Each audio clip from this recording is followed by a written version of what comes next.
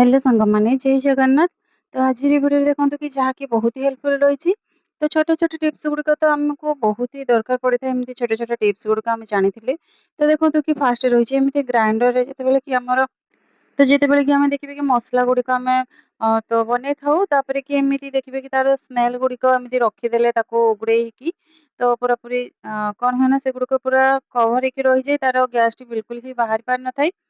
ତ ଆଉ ଓଦା ରହିଲେ ବି କ'ଣ ହୁଏ ନା ସେଗୁଡ଼ିକ ଆମର ଯେମିତିକି ତ ତାର ଗ୍ରାଇଣ୍ଡର ଜାର୍ ବ୍ଲେଡ୍‌ଟିରେ ବି ଧାର କମିଯାଏ। ତ ଏମିତି 2ଟି କ୍ଲିପ୍‌କୁ ଲଗେଇ ନବା। ଲଗେଇ ନେଇ ସାରିଲା ପରେ କି ଆମେ ଆକୁ ଏମିତି ରଖିନବା ପୁରା ନଉଟେଇକି। ତ ଦେଖିବେ କି ତ ସେଗୁଡ଼ିକ ବିଲକୁଲ ହିଁ ତାର ସ୍ମେଲ୍ ବି ହବ ନାହିଁ। ତ ତ ଜମା ବି ପାଣି ଲାଗିକି ରହିବନି କି ନଷ୍ଟ ବି ହବ ନାହିଁ। ତ ନେକ୍ସଟ ରହିଛି ଏଇ ଟାଇପ୍‌ରେ ଦେଖନ୍ତୁ ଯେତେବେଳେ ବି ଆମର ବ୍ୟାଗ୍, ତ ଏଠି ଦେଖନ୍ତୁ କୌଣସି ବି ବ୍ୟାଗ୍‌ରେ ଯେତେବେଳେ କି ଏମିତି ଚେନ୍ ଗୁଡ଼ିକ ତ କ୍ଲିୟର ସେ ଠିକ୍ ସେ ଚାଲି ନଥାଏ, ଆମେ କ'ଣ କରିବୁ ନା ଯେତେବେଳେ ବି ଏମିତି ଦେଖିବେ କି ପୁରାପୁରି ନୂଆ ଥାଏ ବ୍ୟାଗ୍‌ଟି, ଦେଖିବେ କି ବ୍ୟାଗ୍‌ରେ ଅଧା ଏମିତି ଚେନ୍‌ଟେ ଚାଲିଥାଏ ତାପରେ କି ଅଟକି ଯାଇଥାଏ। ଆମେ କ'ଣ କରିବା ନା ଏମିତିରେ କି ଗୋଟିଏ ବାଲି କାଗଜକୁ ନବା। ତ ଏଇ ଟାଇପ୍‌ରେ ଦେଖନ୍ତୁ ଗୋଟେ ଏମିତି ବାଲି କାଗଜକୁ ନବା, ତାପରେ କି ଆମେ କ'ଣ କରିବା ନା ତ ଚେନ୍‌ଟି ଯୋଉଠିକି ଏମିତିକି ଅଟକିକି ରହିଯାଉଛି ତ ସେଇ ପାଖରକୁ ଏମିତିକି ଆମେ ଆକୁ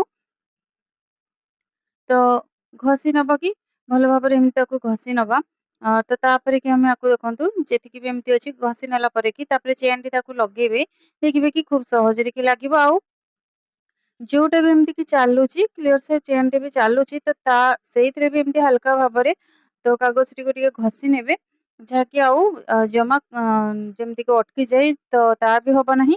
ତ ଏମିତି ତାକୁ କରିସାରିଲା ପରେ କି ତ କ'ଣ କରିବା ନା ତାପରେ ତ ଏମିତି କିଛି ଆପଣଙ୍କର ସୋରିଷ ତେଲ ହଉ, ନଡ଼ିଆ ତେଲ ହଉ, ଯେକୌଣସି ବି ତେଲକୁ ଲଗେଇଦେବେ। ତ କୌଣସି ଗୋଟେ ଡ୍ରପ୍‌ରେ ଏମିତି ପକେଇ ପାରିବେ, ନହେଲେ କି ହାତରେ ବି ଏମିତି ଲଗେଇ ପାରିବେ। କାହିଁକି ନା ଏମିତି ସବୁ ଗୁଡ଼ିକ ଦେଲେ ପୁରାପୁରି ବ୍ୟାଗ୍‌ଟିରେ ଚାରିପଟେ ଲାଗିଯିବ। ତ ସେଥିପାଇଁ ଟିକେ ଟିକେରେ ଏମିତିକି ଲଗେଇଦେବେ। ଦେଖିବେ କି ଚେନ୍‌ଟି ବହୁତ ହି ବଢ଼ିଆ ଭାବରେ କି କ୍ଲିୟର ସେ ହିଁ ଚାଲିବ। ତ ଜମା ବି ଖରାପ ହବ ନାହିଁ। ତ ଏଇ ଟାଇପ୍‌ରେ ଆପଣ ଟ୍ରାଏ କରିପାରିବେ। ତ ଆଶା କରୁଛି ଏ ଭିଡ଼ିଓଟି ଆପଣଙ୍କୁ ଭଲ ଲାଗିଥିବ। ତ ନେକ୍ସଟ ରହିଛି ଏଇଠି ଦେଖନ୍ତୁ କ'ଣ, ତ ଏଇ ଟାଇପ୍‌ରେ ଚୁଡ଼ି ଯେମିତିକି ଏଇ ଟାଇପ୍‌ରେ ଦେଖନ୍ତୁ ପୁରା, ତ ଏଇ ଟାଇପ୍‌ରେ ଆମର ଚୁଡ଼ି ପୁରା ପତଲାରେ, ତ ତାକୁ ଆମକୁ କ'ଣ କରିବାକୁ ହବ ନା ଏମିତି ଗୋଟିଏ ସକ୍ସରେ କି ଆମେ ଆକୁ ରଖିନବା। ତ ଦେଖନ୍ତୁ ଚୁଡ଼ିଟି ରହିବ। ତାପରେ କି ତାକୁ ଏମିତି ଟାଇଟ୍ କରିକି କୌଣସି ଗୋଟେ ରବର କି କୌଣସି ଗୋଟେ ସୂତା ଗୋଟେ ଏମିତି ଲଗେଇଦେବେ, ନହେଲେ କି ଏମିତି ମୋଡ଼ି ନେଇପାରିବେ।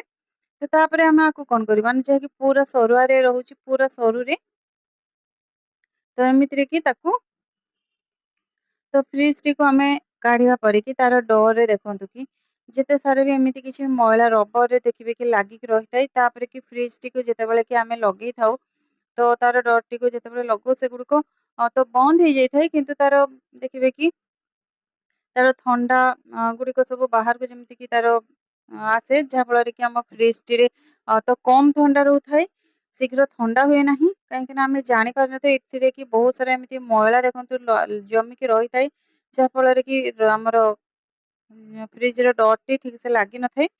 ତ ଆମେ ଭାବିଥାଉ ଯେ ଠିକ୍ ସେ ଲାଗିଛି, କିନ୍ତୁ ଏମିତି ରବରଟିକୁ ଭଲ ଭାବରେ କି ଆପଣ ସଫା କରିନେବେ। ସଫା କରିସାରିଲା ପରେ ଦେଖିବେ କି ତ ବହୁତ ସାରା ମଇଳା ବି ଛାଡ଼ିବ, ଆଉ ଡୋରଟି ଭଲ ଭାବରେ ବି ଲାଗିବ। ଆଉ ଜମା ବି ତାର ଯେମିତିକି ଥଣ୍ଡା ଫ୍ରିଜ୍‌ର ଥଣ୍ଡା ଗୁଡ଼ିକ ଯେମିତିକି ତାର ବାହାରି ଆସିଥାଏ ବାହାରକୁ, ଦେଖିବେ କି ଆମେ ଜାଣିପାରିନଥାଉ। ତା ଫଳରେ କି ଫ୍ରିଜ୍‌ରେ ଆମର ଅଧିକ ସମୟ ଚାଲିଥାଏ। ତ ଅଧିକ ବି ବିଲ୍ ଉଠିଥାଏ ଆମକୁ ଫ୍ରିଜ୍‌ରେ ଅଧିକ ସମୟ ଚଲେଇଲେ।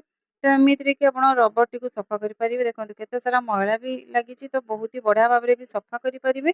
ତ ଦେଖନ୍ତୁ ଆମେ କ'ଣ କରିବା ନା ଗୋଟେ ଚୁଡ଼ିକି କୋଉଠି ରଖିବା ଯୋଉଠିକି ଆମେ ଆଇସ୍ ଚେମ୍ବରରେ, ତ ସେଇ ଜାଗାରେ କି ଆମକୁ ଚୁଡ଼ିଟି ଯାହାକି ଦେଖିବେ କି ବହୁତ ସାରା ଯେତେବେଳେ କି ବରଫ ଜମିକି ରହିଥାଏ, ତାକୁ ଯେକୌଣସି ବି ଜିନିଷ ଆମେ ରଖିଥାଉ ଆଇସ୍‌ରେ, ତ ସେଗୁଡ଼ିକ ବାହାର କରିବା ପାଇଁ ତ ଆମକୁ ଅଡୁଆ ଲାଗିଥାଏ। ତ ଏମିତି ଗୋଟେ ଚୁଡ଼ି ଦେଇକି ତାପରେ ଯେକୌଣସି ବି ଜିନିଷ ରଖିବେ ତ ତାକୁ ଆରାମସେ ବାହାର କରିପାରିବେ।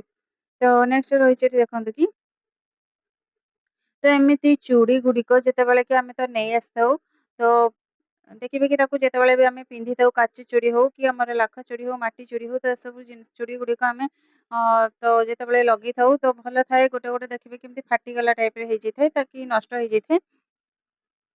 ତ ଆମେ କ'ଣ କରିବା ନା ଯେତେବେଳେ ବି ନୂଆ ଚୁଡ଼ିଟି ଆସୁଛି, ତ ଆମେ ତାକୁ ଟିକେ ଆଇରନ୍‌ଟିକୁ ଗରମ କରିନେବା। ଗରମ କରିନେଇ ସାରିଲା ପରେ କି ସେଠି ଦେଖନ୍ତୁ ଏମିତିରେ କି ଚୁଡ଼ି ଯେମିତିକି ପ୍ଲାଷ୍ଟିକ୍ ଚୁଡ଼ି ନୁହେଁ, ମାଟି ଚୁଡ଼ି ହଉ କି ଆମର ଲାଖ ଚୁଡ଼ି ହଉ, ତ ତାକୁ ଏମିତି ହାଲକା ଭାବରେ ତ ଗରମ କରିନେବେ।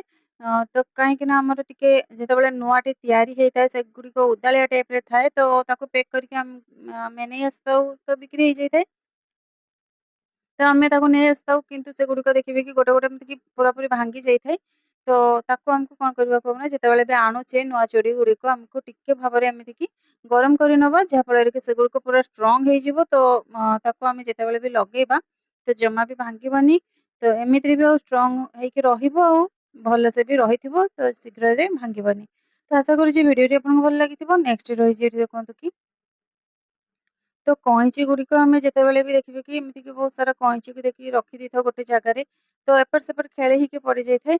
ତ ଆମେ ଯେତେବେଳେ ବି ରଖୁଛେ, ତ ଜମା ବି ଏପଟ ସେପଟ ହବ ନାହିଁ। ତ ଗୋଟେ ଜାଗାରେ ଠିକ୍‌ସେ ରହିବ। ଆମେ କଣ କରିବା ନା ରଖିବା ପୂର୍ବରୁ କି ତ ଆମର ଏଠି ଦେଖନ୍ତୁ ଯାହାକି କଇଁଚିଟି ଏମିତିକି ଖୋଲି ହେଇଛି। ତ ପେନ୍‌ର କେପ୍‌କୁ ଆମେ କଣ କରିବା ସେ କଇଁଚିରେ ତାର ମୁହଁ ପାଖରେ କି ଏମିତି ଲଗେଇକି ରଖିନବା, ଯାହାକି ଜମା ବି ଏପଟ ସେପଟ ହବ ନାହିଁ।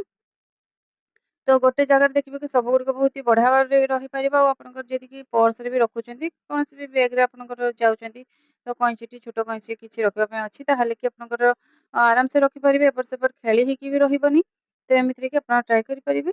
ତ ତାପରେ କି ରହିଛି ଯେତେବେଳେ ଦେଖନ୍ତୁ ଆମେ ମେକଅପ୍ ନଉ, ଲିପଷ୍ଟିକ୍ ଲଗେଇଥାଉ, ତ ତାକୁ ଯେତେବେଳେ ବି ଆମେ ରିମୁଭ୍ କରିବା ପାଇଁ ଚାହିଁଥାଉ ତ ତାକୁ ଆମକୁ ଖୁବ୍ ସହଜରେ ଆମକୁ ମାର୍କେଟରୁ ବିଲକୁଲ ହିଁ ଆମକୁ ମେକଅପ୍ ରିମୁଭ୍ ଆଣିବା ପାଇଁ ପଡ଼ିବନି। ଯାହାକି ଏମିତିକି ନଡ଼ିଆ ତେଲ ସବୁଠୁ ହିଁ ବେଷ୍ଟ। ତ ତାକୁ ଆପଣଙ୍କର ଏମିତି ମେକଅପ୍ ହଉ କି ଲିପଷ୍ଟିକ୍ ହଉ ତ ତାକୁ ଆରାମସେ ଲିପ୍‌ରେ ଲଗେଇକି ତ ଟିକେ ଲଗେଇ ନବା। ଲଗେଇ ନେଇ ସାରିଲା ପରେ କି ଛଡ଼େଇ ନବା। ଦେଖିବେ କି ଗୋଟେ ସେକେଣ୍ଡରେ ହିଁ ବହୁତ ହି ବଢ଼ିଆ ଭାବରେ କି ଛାଡ଼ିଯିବ, ଯାହାକି ଆମକୁ ଆଉ ଅନ୍ୟ କିଛି ଜିନିଷ ବି ବ୍ୟବହାର କରିବା ପାଇଁ ପଡ଼ିବନି। ତ ଏମିତି ଲଗେଇ ନବା। ଲଗେଇ ନେଇ ସାରିଲା ପରେ ଯେତେ ହାର୍ଡ ମେକଅପ୍ ହେଇଥାଉ ତ ବହୁତ ହି ବଢ଼ିଆ ଭାବରେ କି ଆପଣଙ୍କର ଛାଡ଼ିଯିବ। ତ ଆଶା କରୁଛି ଭିଡ଼ିଓଟି ଆପଣଙ୍କୁ ଭଲ ଲାଗିଥିବ। ଯଦି ଭଲ ଲାଗିଥିବ ତାହେଲେ ଲାଇକ୍ କରିଦେବେ। ଆପଣମାନେ ଯଦି ମୋ ଚ୍ୟାନେଲରେ ନୂଆ ଥିବେ ତାହେଲେ ଚ୍ୟାନେଲକୁ ସବସ୍କ୍ରାଇବ୍ କରିଦେବେ। ରହିଲି ଜୟ ଜଗନ୍ନାଥ। ପୁଣି ଦେଖା ହବ ଗୋଟେ ନୂଆ ଭିଡ଼ିଓରେ।